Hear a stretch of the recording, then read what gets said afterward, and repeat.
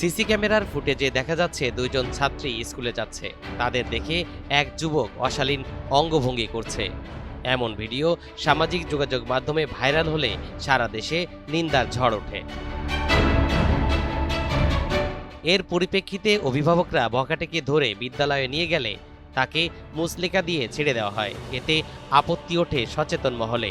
অবশেষে অভিযুক্তকে সিরাজগঞ্জের এনায়েতপুর এলাকা থেকে আটক করা হয়েছে। পুলিশ জানায়, গ্রেপ্তার হওয়া ব্যক্তির নাম মাহমুদুল হাসান। ঘটনার পরপরই তাকে শনাক্ত করতে অভিযান চালিয়ে যাচ্ছিল পুলিশ।